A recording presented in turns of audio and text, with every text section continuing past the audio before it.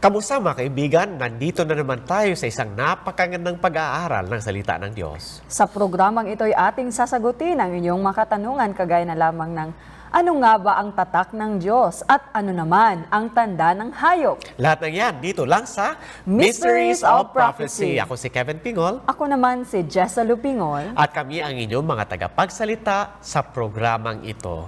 Atin pong i-review yung ating tinalakay sa ating nakaraang episode. Ating pinag-aralan, Revelation exposes the Antichrist and 666. Unang tanong, Sir Jessalo? Ayon sa Biblia, ilang tagapamagitan lamang sa gitna ng Diyos at tao? Question number 2, tanong, ayon sa Biblia, ibinigay ng dragon sa Antikristo ang kanyang luklukan. Saan ang luklukan ng hayop na yon? Number 3, ang opisyal na titulo ng Papa ay Vicarious Filii. Kung bibilangin ang bilang ng kanyang pangalan, ang kabuuan nito ay... Isulat ang sagot. Number 4, tanong, sino lamang ang may kapangyarihang magpatawad ng ating kasalanan? Number 5, Number 5, tama o mali, ang munting sungay ng Daniel 7 ay iisa sa hayop ng Revelation 13. Ang dalawa ay tumutukoy sa syudad ng Vatican, ang Antikristo. ayan. Perfect kaya ninyo ang ating mga quiz na nagsisilbi ng review sa ating nakaraang episode. Simulan natin ang pagsagot. Question number 1, tanong, ayon sa Biblia, ilang tagapamagitan lamang sa gitna ng Diyos at tao? Ang sagot ay isa. Sino yan? Si Jesus. Si Jesucristo. Number 2, ayon sa Biblia, ibinigay ng dragon sa Antikristo ang kanyang luklukan. Saan ang luklukan ng hayop ngayon? Ang sagot ay City of Rome or Syudad ng Roma. Number 3, ang opisyal na titulo ng Papa ay Vicarious Filii. Kung bibilangin ang bilang ng kanyang pangalang, ang kabuuan nito ay 666. Number 4, sino lamang ang may kapangyarihan magpatawad ng ating kasalanan? Ang sagot ay ang Diyos or si Jesus lamang. Yes, hindi po yan ibinigay ng Diyos sa tao. Ang Diyos lamang ang may kapangyarihan magpatawad ng kasalanan. Number 5, tama o mali. Ang buting sungay ng Daniel 7 ay iisa sa hayop ng Revelation 13. Ang dalawa ay tumutukoy sa syudad ng Vatican bilang ang Antikristo. Ang sagot ay... Tama. Ayon po sa ating pinag-aralan, meron tayong 12 palatandaan at lahat ng palatandaan ay tumutukoy sa Vatican na siya ang Antikristo. Tandaan niyo po, kung nakaligtaan niyo po ang ating huling episode, pwede niyo po rin niyang panoorin. Bisitahin niyo lang ang website www.amazingfactsphilippines.org. Nandyan din sa website ang ating mga handout. Sa episode na ito, ang ating handout, The Mark of the Beast. At ang ating pag-usapan sa darating na mga episode, susunod na episode, Revelations, Woman on the Moon. kikilalanin natin kung sino ba itong babaeng nakatayo sa ibabaw ng buwan. Siya ay nararamtan ng liwanag ng araw. At sa ating pang-21 episode, The Secret to Security and Financial Prosperity. Ano kaya ang mga sekreto na yan? At sa ating pang-12 or ating pang-22 episode, Modern Prophets, Visions, and Dreams. Ayan, paganda ng paganda ang ating tinatalakay habang dumadami pa ang ating natututunan. Ang ating pag-aaralan, The Seal of God and the Mark of the Beast. Ano ba ang silyo ng Diyos at ano naman ang tanda o ang tatak ng hayop?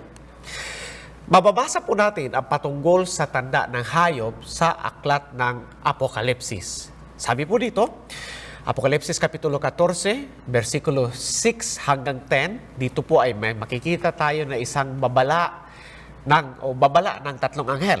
At sabi po dito, nakita ko ang ibang anghel na lumilipad sa gitna ng langit na may mabuting balita na walang hanggan upang ibalita sa mga nananahan sa lupa at sa bawat bansa at angkan at wika at bayan. At sinabi niya ng malakas na tinig, matakot kayo sa Diyos at magbigay kalahatian sa Kanya sapagkat dumating ang panahon ng Kanyang paghatol at magsisamba kayo sa gumawa ng langit at ng lupa at ng dagat at ng mga bukal ng tubig. Ang misay ng unang anghel, sambahin ang may likha. And verse 8, at ang iba, ang pangalawang anghel ay sumunod na nagsasabi, naguho ng guho ang dakilang Babilonia na siyang nagpainom sa lahat na bansa ng alak ng kagalitan ng kanyang pakikiapin. Verse 9, at ang ibang anghel, ang pangatlo, ay sumunod sa kanila na nagsasabi ng malakas na tinig, kung ang sinuman ay sumasamba sa hayop at sa kanyang larawan at tumatanggap ng tanda sa kanyang noo o sa kanyang kamay. Pasinin niyo po, ito po yung sumasamba sa hayop, anong mangyayari? Ay iinom din naman siya ng alak ng kagalitan ng Diyos na nahahandang walang halo sa inuman ng kanyang kagalitan at siya ay pahirapan ng apoy at asupre sa harapan ng mga banal na anghel at sa harapan ng kordero. Atin pong nakita dito, galing sa talata ng Revelation chapter 14, na ang isyu sa panahon ng katapusan, ang mensahe ng unang anghel, sambahin ang tagapaglikha. At ang mensahe ng pangatlong anghel, isang babala, huwag sambahin ang hayop. Ibig sabihin, sa panahon ng katapusan, ang issue ay patungkol sa pagsamba. Sino ba ang ating sasambahin sa panahon ng katapusan? Kaibigan, sino ba ang iyong sasambahin? Nais mo bang sambahin si Jesus o gusto mong sambahin ang hayop? Ang sabi ng pangatlong anghel, babala, huwag sambahin ang hayop. Revelations 14 verse 12. Sabi dito, narito ang pagtitiyaga ng mga banal, ng mga nagsisitupad ng mga utos ng Diyos at ng pananampalataya kay Jesus. Pansinin po natin na itong mga banal, itong tinutukoy dito sa Revelation 14 should I say, sila ay mga banal. At sila ay banal, tingnan niyo pong yung description, sabi dyan, mga nagsisitupad ng mga utos ng Diyos. Ibig sabihin, ang lahat ng mga tumutupad sa kautusan ng Diyos at may pananampalataya kay Jesus ay hindi sasamba sa hayop o makakatanggap ng kanyang tanda sa panahon ng katapusan. Bakit? Dahil nga, sinusunod nila ang kautusan ng Diyos. At ating matutuklasan na ang tanda ng Diyos o ang tatak ng Diyos ay may kinalaman sa kanyang kautusan mamaya. At kung sino man sumusunod sa kautusan, hindi nila tatanggapin ang tanda ng hayop. May dalawa pong grupo ayon po sa aklat ng Apokalipsis sa panahon ng katapusan. Ang isa, sumasamba sa may likha. At ang pangalawa ay sumasamba sa hayop. Saan grupo po ba tayo mabibilang sa panahon ng katapusan? Mabibilang ka ba, kaibigan, sa sumasamba sa may likha o mabibilang ikaw sa sumasamba sa hayop? Tandaan po natin, matatanggap ng karamihan ang tanda ng hayop. Pero wag po natin ipahintulot na kasama po tayo sa makakatanggap sa tanda ng hayop. Titingnan po natin kung ano pang sinasabi ng salita ng Diyos sa Revelation chapter 13 verses 16 and 8. Sabi po dyan, at ang buong lupay nang gilala sa hayop. Okay, Bakit nga ba? Una po natin binasa yung Revelation 13 verse 3. Sabi dyan, At ang buong lupay nang gilala sa hayop. Bakit nga po ba? Ayan. Revelation 13 verse 16 and 7, mababasa po ninyo daan na sa huling mga araw ay, basahin po natin, Brother Kevin. yes, kikita natin dito, Revelation 13 verses 16 and 17. Ayun po dito sa salita ng Diyos, babasahin ko po. Dala niyo po inyong Biblia, buksan niyo po kasama ko. Ayan, Revelation 13 verses 16 and 17. Wala naman po kayong Biblia, makinig po kayong mabuti. Sabi po dito sa salita ng Diyos, at ang lahat, maliliit at malalaki, at mayayaman at mga dukha, at ang mga laya at ang mga alipin ay pinabigyan ng isang tanda sa kanilang kanang kamay o sa noo. So, binanggit dito yung tanda. Verse 17, at nang huwag makabili o makapagbili ang sinuman, kundi siyang mayroong tanda sa makatuwid ay ng pangalan ng hayop o bilang ng kanyang pangalan. Pasinin po natin dito, mga kaibigan, marami pong mga tao makakatanggap ng tanda dahil nga merong nangyayaring pandaraya. At hindi lang yan, meron ding pagdidiin. Pipilitin ang mga tao. Anong ginagamit upang maipit ang mga tao? Ginagamit ang tinatawag natin na economic boycott. Na mababasa po yan sa Revelation 13 verse 15. Yung sanction. Ibig sabihin, kapag hindi ka susunod, ikaw ay hindi ka makakapamili, hindi ka makakapagbili. Yan po, actually, nakita po natin din yan sa Revelations 13 verse 17. Ngayon naman, ano pa itong sinasabi? Meron pang isa pang kondisyon. O ito pang isa pang dahilan kung bakit marami ang susunod na lang. Ito po sinasabi sa verse 15. Sabi dito, at siya'y pinagkaloobang makapagbigay ng hininga sa larawan ng hayop upang ang larawan ng hayop ay makapangusap at maipapatay naman ang lahat ng hindi sumasamba sa larawan ng hayop. Ayon po sa Revelation 13 verse 15, kung sino man ang hindi sasamba sa hayop, sila ay papatayin. At ito yung isa pang dahilan kung bakit marami ang susunod sa o sasamba sa hayop. Ito po yung utos sa kamatayan. Kung hindi ka susunod, kung hindi ka sasamba, papatayin ka. Kaya sabi ng iba, sige nga, susunod na lang ako. Kaya Sasamba dito na lang po ako. natin makikita yung napakalakas na pressure dahil ang Diyos ay nagsasabi na kapag tayo ay tumanggap ng tatak ng Diyos, matatanasan natin ang pagbuhos ng galit ng Diyos at walang iba ay ang 7 huling salot. At dito naman sa Should kabila, I say, kapag matanggap nila yung tatak ng hayop, yes, kapag tinanggap nila, Brother Kevin. Ngayon, ang hayop naman, sinabi niya, kapag hindi mo tanggapin yung aking tanda, yung aking marka, ay hindi ka makakabili, hindi ka makakapagtinda, at ikaw ay papatayin. So makikita natin na ang krisis na ito, or ang sitwasyon na ito, ay magdadala sa buong mundo sa napakadakilang krisis. At nasa bingit na tayo ng krisis na yaan.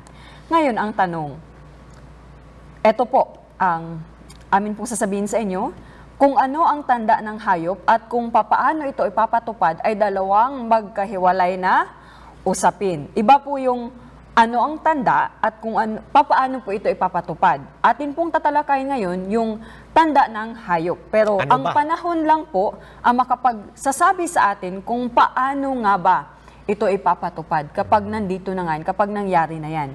Ngayon, alam nyo ba na meron pong tatak ang Diyos? Revelation chapter 7 verse 2 and 3. Ang tatak ng Diyos, bago po yan, actually, itong tanda ng hayop ay isang huwad sa tatak ng Diyos.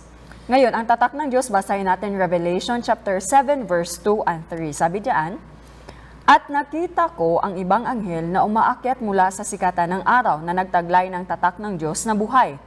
At siya'y sumigaw ng tinig na malakas sa 4 na anghel na pinagkaloobang maipahamak ang lupa at ang dagat. Na nagsasabi, huwag ninyong ipahamak ang lupa kahit ang dagat, kahit ang punong kahoy, hanggang sa aming matatakan sa kanilang manoo ang mga alipin ng ating Diyos. So, nandito, nabasa natin ang tatak ng Diyos.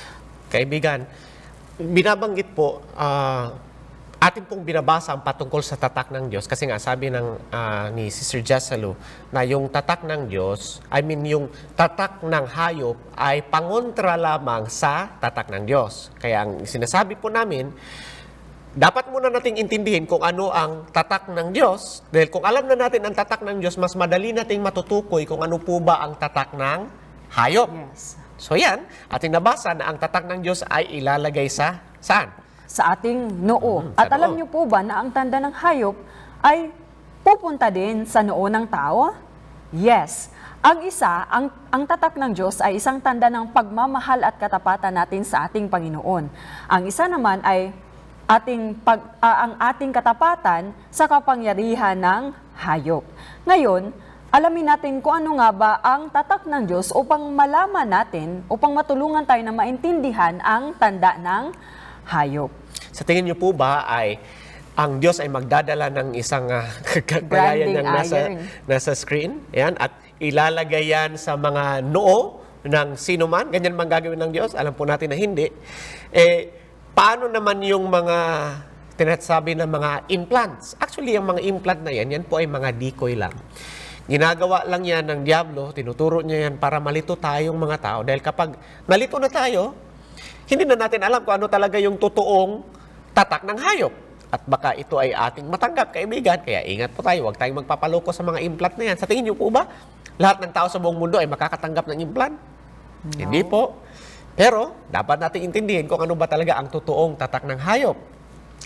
Ito po mga kaibigan, meron pong talata sa Exodus 13 verse 9, at sa inyo'y magiging pinakatanda sa ibabaw ng iyong kamay at pinakaalaala sa pagitan ng iyong mga mata, dito po yan sa atin, upang ang kautusan ng Panginoon ay sumaiyong bibig. Kung ating titingnan mabuti ang talata nito, ating maintindihan na yun palang noo at kamay ay sumisimbolo pala, meron pala yung sinisimboluhan. Kapag nasa ating noo, ibig sabihin atin talagang panampalatayaan.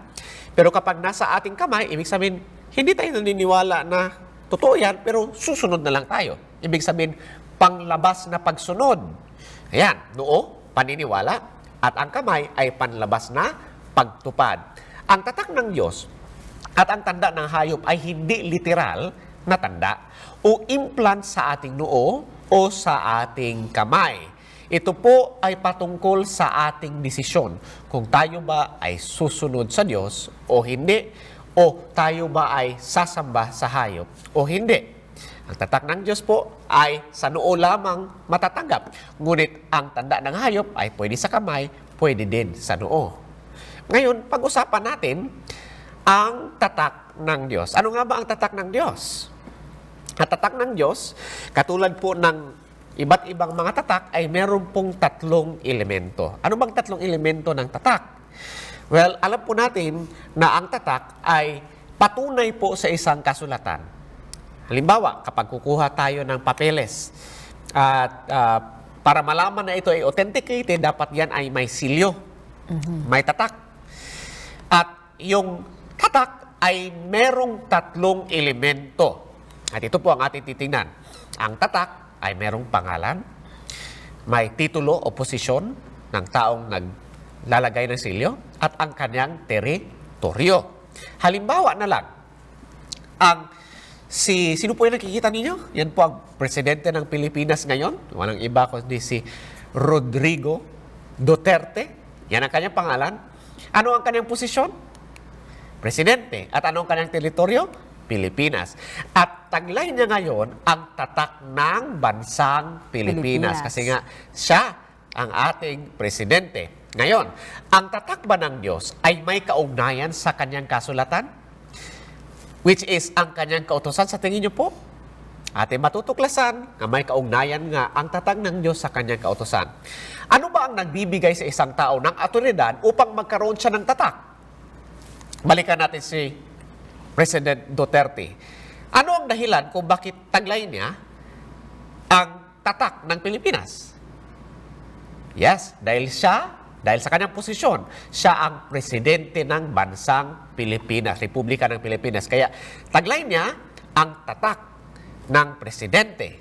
Ngayon, ang tanong naman, Brother Kevin, ano ang posisyon ng Diyos na nagbigay sa kanya ng karapatan o otoridad sa buong mundo? Ano nga ba ang kanyang posisyon, kaibigan? Siya lang naman po ang tagapaglikha. Ayon sa Revelation chapter 4 verse 11, "Marapat ka, O Panginoon namin at Diyos namin, na tumanggap ng kaluwalhatian at ng kapurihan at ng kapangyarihan, sapagkat nilikha mo ang lahat ng mga bagay, at dahil sa iyong kalooban ay nangagsilitaw at nangalikha." So ang Panginoon po ay karapat-dapat nating sambahin sapagkat meron siyang otoridad, at ang kanyang otoridad ay siya ang tagapaglikha ng lahat ng bagay dito sa ating mundo. Revelation chapter 14 verse 7 nagsasabi, "At magsisamba kayo sa gumawa ng langit at ng lupa at ng dagat at ng mabukal ng tubig." Atin pong naintindihan na may isang bagay na nagpapaalala sa atin na ang Diyos ang lumikha ng lahat. At yun ay walang iba kundi ang patungkol sa Sabat. Nabasa po natin yan, Genesis chapter 2 verses 1 to 3. Ang Sabat ay paalala na ang Diyos ang lumikha ng lahat. Sabi po dito, Genesis chapter 2 verse 1 to 3, "At nayari ang langit at ang lupa at ang lahat na natatanaw sa mga iyon. At ng ikapitong araw ay nayari ng Diyos ang kanyang gawang ginawa, at nagpahinga ng ikapitong araw sa madlang gawa niyang ginawa. At binasbasa ng Diyos ang ikapitong araw at kanyang ipinangilin, sapagkat siyang ipinagpahinga ng Diyos sa madlang gawang kanyang nilikha at ginawa." Nabasa po natin ang Sabat ay isang paalala po sa paglikha ng ating Panginoon sa mundong ito at sa bawat isa po sa amin.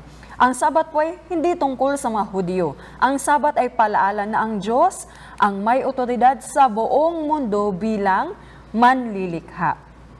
Ngayon po, bawat sanglinggo, ang Sabat po ay lumilibot sa buong mundo at dumarating po ito sa bawat bansa bilang paalala na tanging ang Diyos lang ang may karapatan o karapat-dapat nating sambahin. Ngayon, ang kasunod na katanungan, may kaugnayan ba ang tatak ng Diyos sa kanyang kasulatan, ang kanyang kautusan? Ang sagot po ay oo. Ang tatak ng Diyos ay nasa puso mismo ng kanyang kautusan, Brother Kevin. Ang tatak ng Diyos ay naglalaman ng kanyang pangalan, kanyang titulo, at ng kanyang teritoryo. Ang tanong ngayon, saan nga ba sa 10 kautusan matatagpuan yung tatak ng Diyos? Saan nga ba? Yan, Ang walang apat na iba utos. po sa ikapang-4 na utos. Nagtataglayan ng tatak ng Diyos. Babasahin ko Exodus chapter 20 verse 8 to 11. At titingnan natin kung makikita ba natin dito yung tatak ng Diyos. yung elemento ng tatak. Yes. Pangalan, tawag nito, kanyang posisyon at teritoryo. Tingnan natin, Sir Jasalo. Babasahin ko para sa iyo, Brother Kevin. Alalahanin mo ang araw ng Sabat upang ipangilin. 6 na araw na gagawa ka at iyong gagawin ang lahat ng iyong gawain. Ngunit ang 7 araw ay Sabat sa Panginoon mong Diyos. Nakita natin ang kanyang pangalan. Sa araw na iyan ay huwag kang gagawa ng anumang gawa, ikaw, ni ang iyong anak na lalaki ni babae, ni ang iyong aliping lalaki ni babae, ni ang iyong baka, ni ang iyong taga-ibang lupa na nasa loob ng inyong mga pintuang daan. Sapagkat sa 6 na araw ay ginawa, ito yung kanyang posisyon, ng Panginoon ang langit at lupa. Ito ang kanyang teritoryo, ang dagat at ang lahat ng nangaroon. At nagpahinga sa 7 araw na anupat pinagpala ng Panginoon ang araw ng Sabat at pinakabanal. Nakita na ba natin kung ang tatak ng Diyos? Nakita ba natin ang 3 elemento ng tatak? Yes. Yes. Tingnan po natin muli. Ano nga yung pangalan? Panginoon mong Diyos. Anong kanyang titulo? May likha. May likha. At anong yung kanyang teritoryo? Langit at lupa. Kaya nga, ang pang-4 na utos patungkol sa Sabat o ang 7 araw, yan ang nagtataglay ng tatak ng Diyos. Nandyan po ang silyo ng Diyos. At yan ay para po sa Panginoon. At dahil nandyan nga sa 10 utos ang tatak ng Diyos, walang sino man ang pwedeng umako na siya ang nagmamayari na 10 utos. Halimbawa, pwede bang sabihin ni Buddha na sa akin ang 10 utos? No. Hindi. Bakit hindi pwede? Kasi nandun yung pangalan. Kaninong pangalan? Ng Diyos. Panginoon mong Diyos. Ang kanyang posisyon, tagapaglikha. Si Buddha, tagapaglikha ba? Hindi. Alam po natin na ang Diyos lamang ang nag-utos ng 10 utos dahil nandyan sa 10 utos ang kanyang silyo. Nandyan ang kanyang tatak. Makikita natin sa pang-4 na utos at walang sino man ang pwedeng umako sa 10 utos dahil nandyan nga taglayan. Taglay ng 10 utos ang tatak ng Diyos. Kaya nga ginagawa ni Satanas ang lahat ng paraan para lang sirain ang pang-4 na utos. Dahil alam niya na kapag wala na ang pang-4 na utos, wala nang kabuluhan ang dokumento na ito, ang 10 kautusan ng Diyos. Kaya nga ginagamit niya ang iba't ibang mga guro, nagtuturo ng iba't ibang mga doktrina, mga kaibigan, para lang matanggal ang pang-4 na utos. Pero nananatili pa rin yan dyan, nakasinaad pa nga ng salita ng Diyos. Alam po natin ngayon na ang tatak ng Diyos ay walang iba kundi ang Sabat. Katunayan, ang salitang Sabat mismo ay nangangahulugan na tanda o di kaya tatak ng Ama o ng Diyos. Kaya walang duda, ang Sabat, siya nga ang tatak ng Diyos. Tanda po natin, ang Kristiyanong puno ng Espiritu na ipinapangilin ang Sabat ay tunay na nagtataglay ng tatak ng Diyos. At saan nga nilalagay ng Diyos ang kanyang tatak?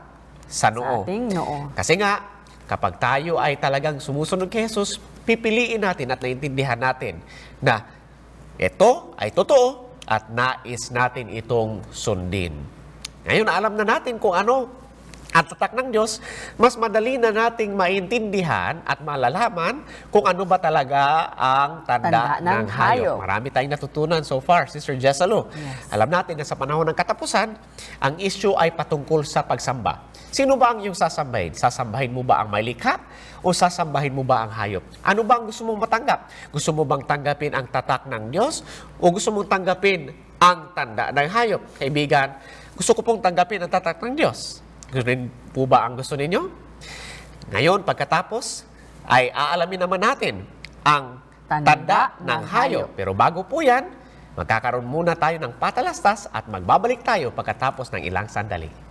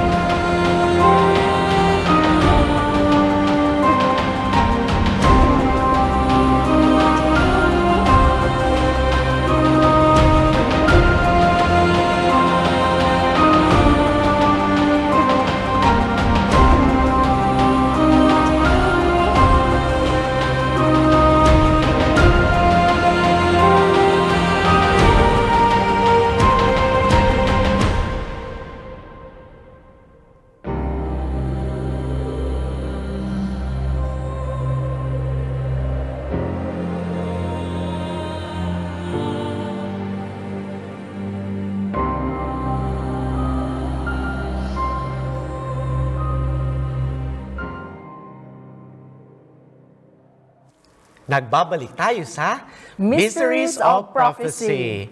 Ang ating tinatalakay, ano ba ang tanda ng Diyos at ang tatak ng hayop?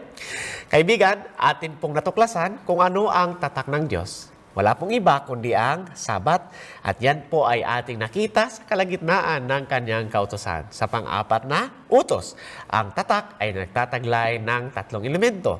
Yun ay ang pangalan, ang kanyang titulo at ang kanyang teritoryo. At nakita nga natin na nandun nga, ang Sabat nga, ang tatak ng Diyos. At kahit ang salitang Sabat mismo, yan ay nangangahulugan na tatak.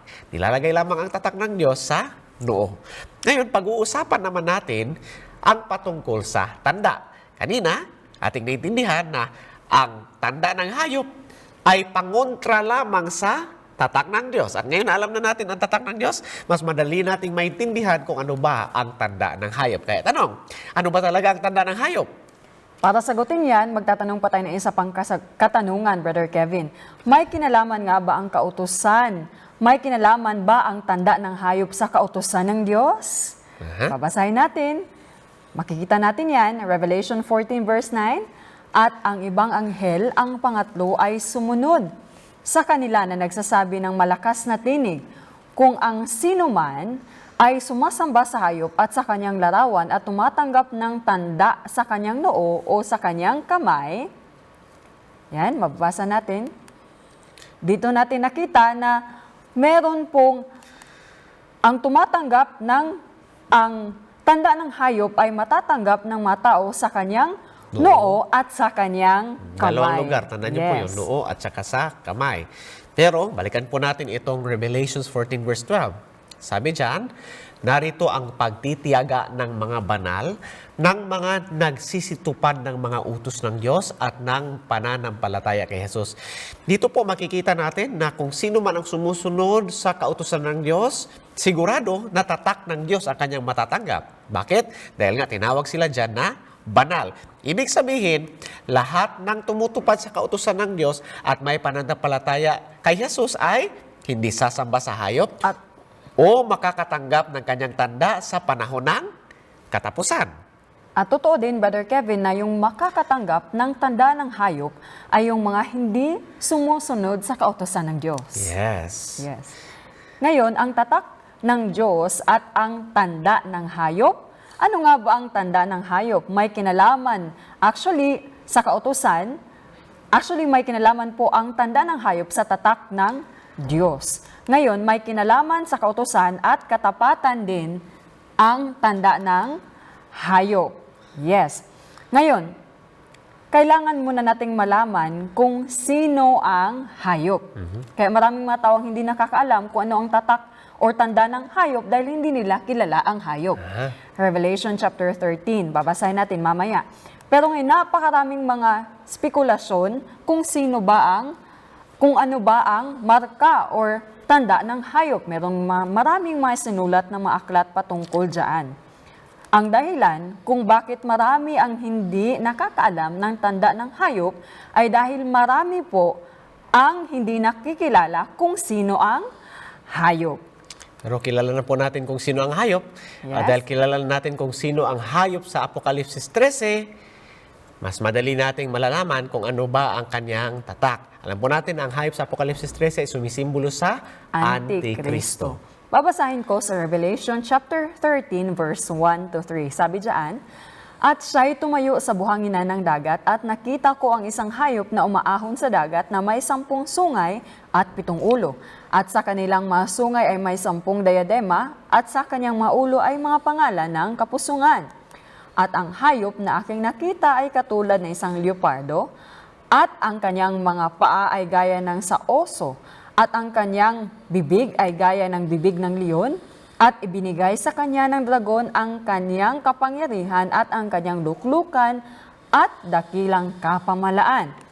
Verse 3, at nakita ko ang isa sa kanyang maulo na waring sinugatan ng ikamamatay, at ang kanyang sugat na ikamamatay ay gumaling, at ang buong lupay nang gilala sa hayop. Alam po natin na kapag binanggit ang hayop sa hula, Ang pinag-usapan po ay isang Kaharian. ayon sa Daniel 7 verse 23. Kaya, kilala na natin kung sino ang hayop na yan. Yang hayop sa Apokalipsis 13, pati na yung sungay sa Daniel 7, ay sumisimbolo sa Antikristo. Ngayon, pinag-aralan na natin sa ating nakaraang episode kung sino ba ang Antikristo, pero i-review po natin. Tingnan po ninyo ito. Ito po, munting sungay, isang munting kaharian. At ito namang ating natuklasan, itong hayop sa Apokalipsis 13, siya ay isang relihiyosong kaharian.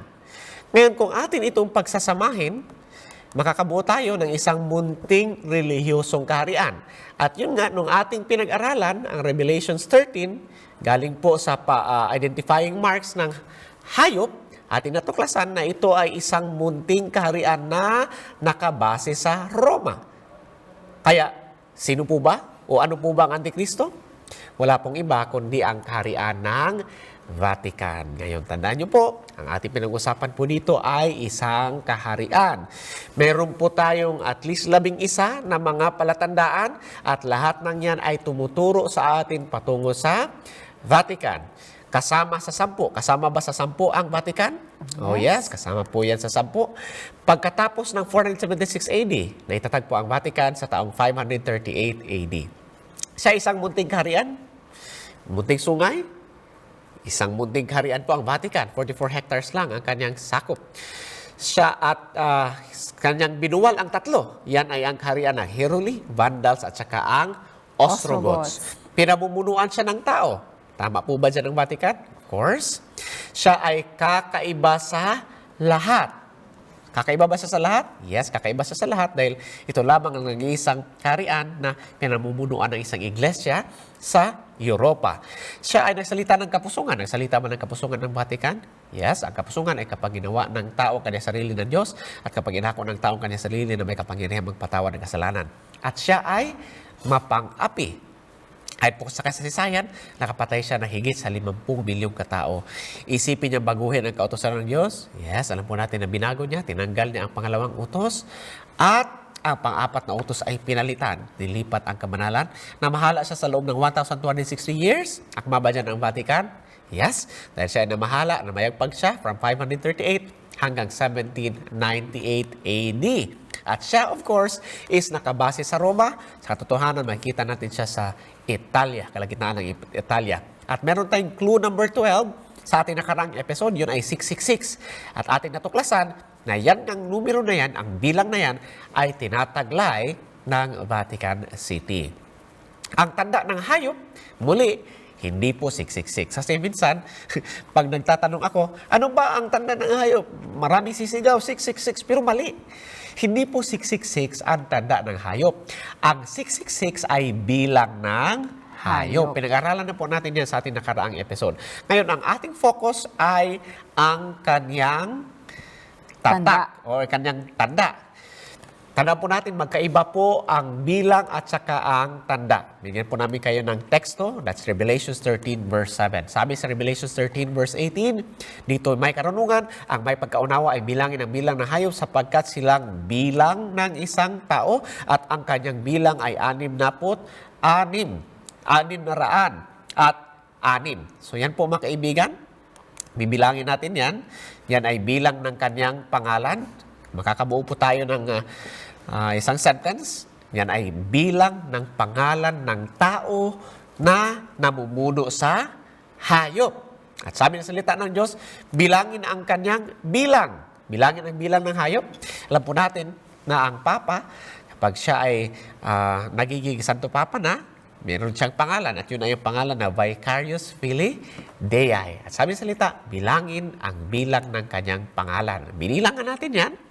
At ang suma ay 666. Ayan po, ang bilang ng hayop. Kaya walang duda, ang hayop sa Apokalipsis 13 at ang munting sungay sa Daniel 7, lahat ng yan ay tumutukoy sa Antikristo at atin ngang natuklasan, wala nang iba pang bansa ang aakma dyan, kundi ang Vatican City. Muli, pinapaalala ko po, hindi po patungkol sa mga taong napapasailalim ng kaharian na yan ang ating pinag-usapan. Ang ating po pinag-usapan ay ang kaharian mismo at ang sistema ng pamahalaan ng kaharian na iyan.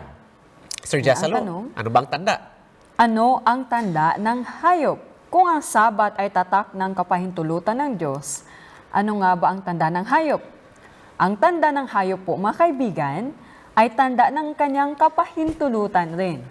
Meron bang kapahintulutan ang hayop? Yes, meron po. Sabi nga sa number 9 na clue natin, sabi diyan, iisiping baguhin ang kautusan ng Diyos. Sabi nga sa Daniel chapter 7 verse 25, kanyang iisiping baguhin ang panahon at ang kautusan. According, kung babasahin natin yan sa original na pinanggalingan ng passage na ito, sabi actually sa original, direct translation, think to change time in the law. Binago ang kautusan. Yes, binago ang kautusan. Binago ang panahon sa loob ng kautusan. Yes. Kaya, anong utos bang nagtataglay ng panahon, Sir Jasalo? Walang iba, yan po ay ang ika-4 na kautusan ng ating Panginoon. Basahin po Sabi natin. nga, sa Exodus chapter 20 verse 8, alalahanin mo ang araw ng Sabat upang ipangilin, ngunit ang ika-7 araw ay Sabat sa Panginoon mong Diyos. Sabi sa Daniel 7:25, think to change time in the law.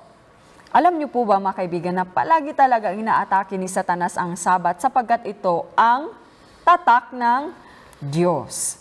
At makikita natin nga yung literal na katuparan ng propesya sa Daniel 7 verse 25.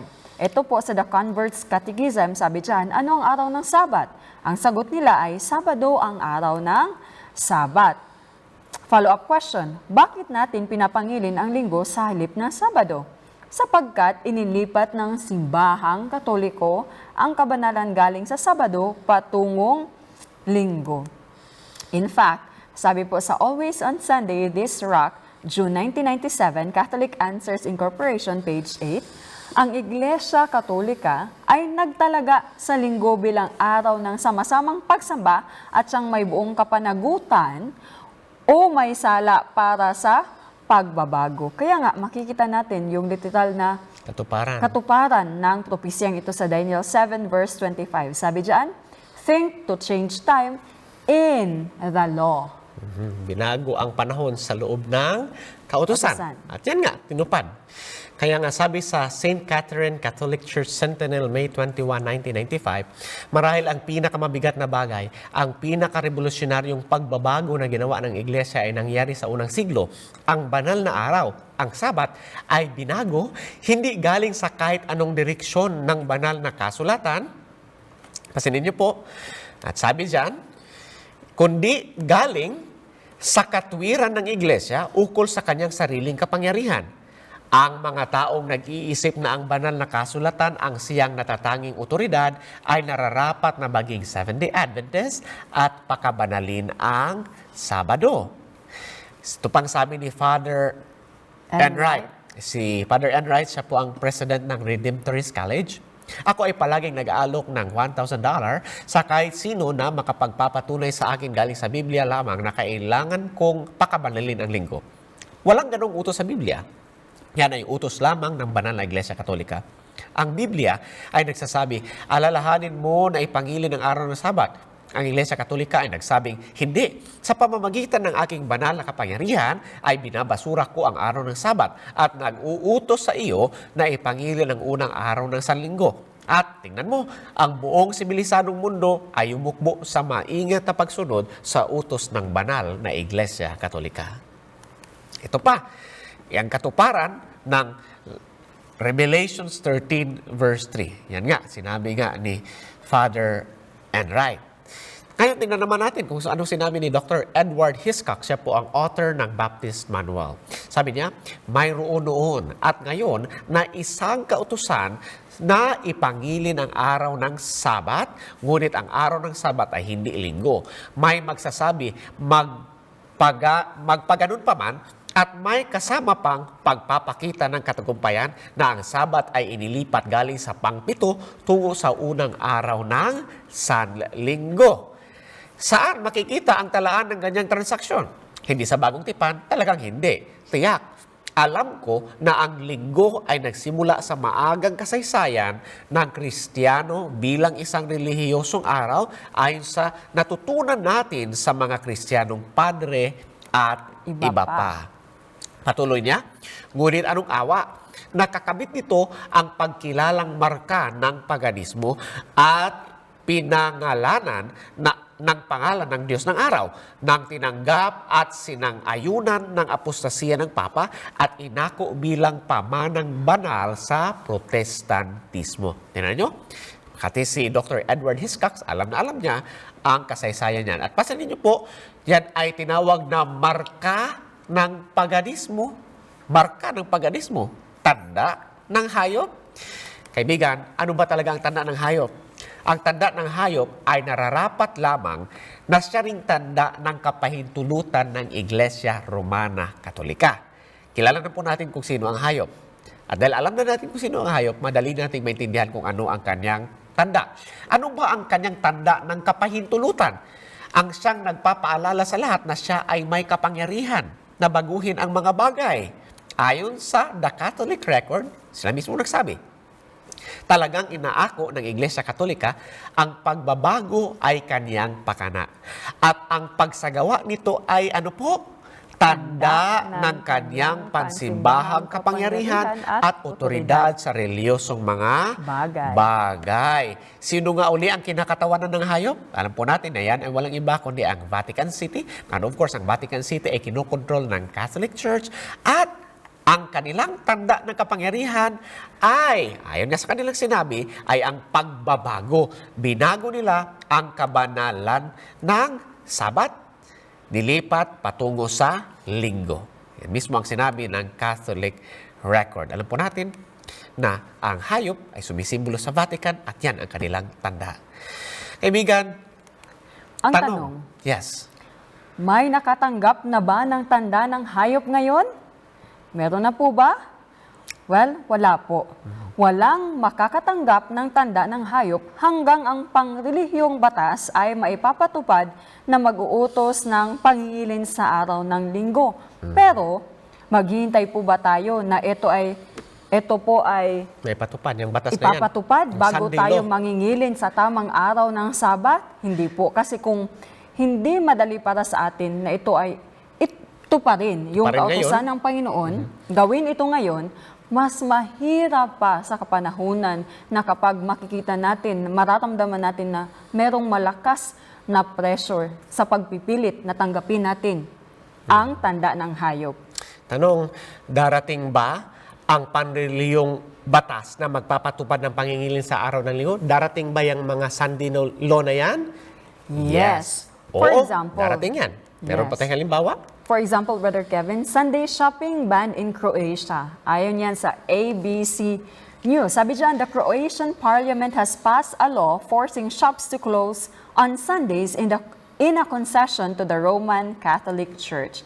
Ito pa, CBS News, 30 years of Sunday morning. Ayan. ABC News, German court enforces Day of Rest. Germany's highest court strictly enforces Day of Rest, bans Sunday shopping. Tingnan niyo po ito. Ito po ay December 3, 2009. At ito naman, mas latest ito. Sabi dyan, ito po ay sa Hungary. Ang ibig sabihin po ng nasa headline or yung title po niyan, sabi dyan, ang linggo ay hindi lang araw ng pamimili. So that's May 17, 2015 po inilabas ang artikulo na yan. Ito naman sa The Parliament. Sabi dyan, ang komperensya ay itinatag ng European Sunday Alliance na ang mithiin ay palawakin ang kamalayan sa kalagahan ng disenteng oras sa trabaho at walang trabaho tuwing linggo. Ang ilang 65 sibil na organisasyon, mga trade unions at mga iglesia ay ipinakilala sa pagpupulong sa European Economic at Social Committee sa Brussels. So dito po natin makita yung European Sunday Alliance. Alliance po yan ng mahigit 65 na mga organisasyon na may katungkulan na gawin ang Sunday or linggo na day off. Walang trabaho. Ang trabaho yung Sunday. Ito na nga mga kaibigan, dumadating yung Sunday Law at ito latest po ito mga kaibigan. Sa katunayan, masyado pa itong mainit kasi ito ay nangyari noong March 12, 2018. Ngayon tayo ay 2018 pa rin. Sabi po dito, Poland, ABS-CBN News, binalita mismo dito sa Pilipinas, Poland implements Sunday shopping ban. Yan nga mga kaibigan, ang mga bansa sa buong mundo ay patungo na dito sa sinasabi ng propesiya, darating ang araw na ipapakabanal na ng batas ng mga tao ang linggo. At kaibigan, ang tanong, susunod ba tayo dyan? Sabi nga dito sa artikulo, March 12, 2018, ang pagbabawal ay unang minungkahi ng solidarity noong 2016. Ang makakanan ng gobyernong pambatas at hustisya na siyang malapit sa Iglesia Katolika ang nasa likod ng pagbabawal at ipinasa ang batas noong Nobyembre. Kaibigan, pasinin niyo po ito mabuti na ipasa ang batas dahil malapit sila sa Iglesia Katolika. Tayo dito sa Pilipinas, malapit po ba ang ating bansa sa Iglesia Katolika? Yes. Kaya nga, malapit na itong mangyari kahit pa dito sa ating bansa. Bago mamatay si Pope John Paul II, ay inilabas itong apostolic letter. At tandaan niyo po, ang kanyang secretary, ang tagasulat para sa kanya, ay wala pong iba kundi si Cardinal Ratzinger na siya ring naging retired na ngayon na Pope Benedict XVI. Ang sabi niya, magkagayon, pati na sa partikular na sirkumstansya ng ating sariling panahon, siyempre ang mga Kristiyano ay magsisikap na matiyak na ang sibil na lagda ay respetuhin ng kanilang tungkulin, na ipangilin ang linggo. Kaibigan, ano ba ang ating susundin? Ipapangilin ba natin ang Sabat o ipapangilin ba natin ang linggo? Sino ba ang ating susundin? Sino ba ang ating sasambahin? Si Jesus ba o ang Antikristo? Susunod ba tayo sa kautusan ng Diyos o mas mahalaga pa sa atin ang tradisyon ng tao? Tandaan mo po kaibigan, ang mga implants, yan po ay panlinlang lamang. Huwag po tayong magpapaloko dyan. Ang totoo na tanda ng hayop ay patungkol sa araw ng linggo. Kung tayo ay naniniwala na banal ang linggo, matatanggap natin ang tanda sa ating noo. Kung tayo naman hindi tayo naniniwala na banal ang linggo, pero dahil nga napipilitan na lang tayo, gusto nating makapagbenta, gusto nating makapamili, ayaw nating mamatay, at ipapangilin na lang natin ang linggo sa panlabas, kahit hindi pa tayo naniniwala dito, yan po ay panlabas na pagsunod, at ibig sabihin matatanggap natin ang tanda sa ating kamay. Kaibigan, sabi ng Diyos, Exodus 20 verse 8, alalahanin mo ang araw ng Sabat upang ipangilin, ang ikapitong araw ay Sabat sa Panginoon mong Diyos. Ating natuklasan ngayon na ang Sabat, yan pala ang tatak ng Diyos. Ngunit ang pangingilin sa araw ng linggo, yan ay ang tanda ng hayop. Gusto mo bang ipakita na mahal mo si Jesus? Ano ba ang iyong ipapangilin?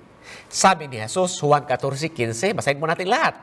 Kung ako'y inyong iibigin, ay tutuparin ninyo ang aking mga utos. Kung iniibig natin si Jesus, tutuparin natin ang kanyang utos. Tandaan niyo po ito. Lahat ng umiibig kay Jesus, hindi nila matatanggap ang tanda ng hayop. Dahil ano ang kanilang tatanggapin? Ang tatak ng Diyos. Dahil ang tatak ng Diyos ay makikita natin sa pang-apat na utos. At kung susundin natin ang utos ni Jesus, dahil nga mahal natin si Jesus, matatanggap natin ang tatak ng Diyos. Sabi sa Revelation 15 verse 2, at nakita ko ang gaya ng isang dagat na bubog na may halong apoy at yaong nangangtagumpay sa hayop at sa kanyang larawan at sa bilang ng kanyang pangalan ay nangakatayo sa tabi ng dagat na bubog na may mga alpa ng Diyos. Tandaan niyo po, ang mga nagtagumpay lamang laban sa hayop, sa kanyang larawan, sa kanyang bilang at sa kanyang pangalan, ang makakapasok doon sa langit na tahanan. Kaya ang tanong kaibigan, ano ba ang iyong matatanggap? Matatanggap mo ba ang tatak ng Diyos? O baka naman matanggap mo ang tanda ng hayop? John 14:15, kung ako'y inyong iniibig, ay tutuparin ko o tutuparin natin ang kanyang kautusan. Ang aming pong panalangin Nawa po'y piliin natin tanggapin ang tatak ng Diyos at iwasan natin ang tanda ng hayop. Pinapaalam sa atin ng Panginoon ang katotohanan, hindi para saktan tayo. Hindi para basta gulatin lang tayo. Pinapaalam sa atin ng Diyos ang katotohanan dahil gusto niya na makasama niya tayo sa kanyang langit na tahanan. Kaibigan, sa episode na ito, nais namin kayong bigyan ng pagkakataon na gumawa ng desisyon. Ito po ang ating mga katanungan. At ano ba ang iyong desisyon? Number 1, oo o hindi. Naiintindihan mo ba na ang tatak ng Diyos ayon sa kanyang kautusan ay ang ikapitong araw, ang Sabat? Pangalawa, o hindi, gusto mo bang iwasan ang pagsamba sa hayop? Iwasan ang pagtanggap ng kanyang tanda at anumang paganong tradisyon? Gusto mo bang iwasan ang hayop? At pangatlo, pinipili mo ba na ipangilin ang ikapitong araw, ang Sabat, at sambahin ang Diyos na gumawa ng langit at lupa? Gusto mo bang sambahin ang malikha? Siya ay merong banal na araw. Gusto mo bang ipangilin ang araw na yan? Ang Sabat, ang ikapitong araw? Ano ba ang iyong desisyon? Gusto po namin malaman kung ano ang iyong desisyon, kaibigan. I-text nyo po sa amin kung ano iyong desisyon. Ilagay nyo lang po ang mga detalye na nakapost sa screen. Ilagay nyo po ang programa at episode, ang inyong buong pangalan, kung ano ang iyong relihiyon, sekta o denominasyon na kinabibilangan, at ang inyong kumpletong address. Tapos ilagay yung inyong sagot sa mga tatlong katanungan. Ano ba ang iyong desisyon? Ipaalam niyo po sa amin. Ito po ang halimbawa, sample po. Ang ating episode ngayon, Mysteries of Prophecy, episode 19. Mahalaga po yan para malaman namin kung saang episode kayo ng desisyon. Lagay niyo po iyong pangalan, Juan de la Cruz, kung ano iyong reliyon, Katoliko man yan, Baptist man yan, Iglesia ni Cristo man yan, kahit pa nga Muslim o kahit ano pang iyong reliyon o grupo o ateista ka man, pwede mo rin isulat dyan. At isulat niyo rin po ang iyong kompletong address. Yan po ang halimbawa ng address, kompleto po. At ilagay niyo po kung ano iyong desisyon sa tatlong katanungan. Yan. Question number 1, question number 2, at question number 3. At ipadala niyo po sa numero na naka-flash dyan sa screen. So yan po mga kaibigan, ipaalam niyo po sa amin kung ano ba ang inyong desisyon. Isend niyo lang po sa mga numero na yan. Muli, nandito po ang mga katanungan. Basahin ko po muli. O hindi, naintindihan mo ba na ang tatak ng Diyos ayon sa kanyang kautusan ay ang ikapitong araw ang Sabat? Gusto mo bang iwasan ang pagsamba sa hayop, iwasan ang pagtanggap ng tanda at anumang paganong tradisyon? Yan po ang pangalawa. At pangatlong tanong, pinipili mo ba na ipangilin ay kapitong araw ang Sabat at sambahin ang Diyos na gumawa ng langit at ng lupa? I-text nyo po sa amin ang iyong desisyon upang matulungan po namin kayo. Mabigyan namin kayo ng advice kung paano nyo at saan ninyo maipapangilin ang Sabat. Pwede rin pong bisitahin ang aming website, www.amazingfactsphilippines.org. At marami pa din po dyan iba't iba pang materials para sa patuloy na pag-aaral ng salita ng Diyos. Meron din po kaming online form at pwede po kayong doon mag-fill up ng inyong desisyon. Kaibigan, may pag-asa para sa iyo. Ang hayop, pangingilin sa linggo, kanyang tanda. May pag-asa para sa iyo, utos ng kadiliman ay ipapatupad niya. May pag-asa para sa iyo, basta huwag ka lang tatalima sa kanya dahil may pag-asa kay Kristo para sa iyo. May pag-asa para sa iyo. May pag-asa para sa iyo. Para sa Diyos, ang Sabat espesyal na marka. May pag-asa para sa iyo, pagmamahal sa Diyos nito'y pinapakita. May pag-asa para sa iyo, tatak ng Diyos. Tanggapin mo aking apila. May pag-asa kay Kristo para sa iyo. May pag-asa para sa iyo, kaibigan. Sa ating susunod na episode, ating pag-aaralan, Revelations Woman on the Moon, kikilalanin natin itong babae na nakatayo sa ibabaw ng buwan, nararamtan ng liwanag ng araw. Marami pa po tayong pag-aaralan, pero dito lang muna tayo. Ngayon, manalangin po tayo bago tayo magtapos. Iyuko natin ating mga ulo. Ama namin na sa langit, maraming salamat sa katotohanan niyong pinaalam sa amin. Aming natuklasan ngayon na ang iyo palang tatak ay walang iba kundi ang Sabat. Maraming salamat, Ama. Ito ay napakagandang katotohanan. Ngayon alam na namin kung ano ang iyong tatak. Nais namin na tanggapin ang iyong tatak. Tulungan niyo po kami, Ama, upang iwasan namin na matanggap. Huwag namin matanggap ang tanda ng hayop. Tulungan niyo po kami upang sundin lamang namin ang iyong kautusan at wala nang iba. Tulungan niyo po kami upang aming maipakita ang aming pag-ibig sa inyo. Patuloy niyo po kaming gabayan sa marami niyo pang katotohanan. Pagpalain niyo po ang bawat isa sa amin. Bigyan niyo kami ng malulusog na pangangatawan. Lahat ng ito ay aming pong hinihiling sa pangalan ni Jesucristo na aming Diyos at tagapagligtas. Amen. Kaibigan, maraming salamat. Muli, kita-kita tayo sa susunod na episode dito lang sa Mysteries of Prophecy.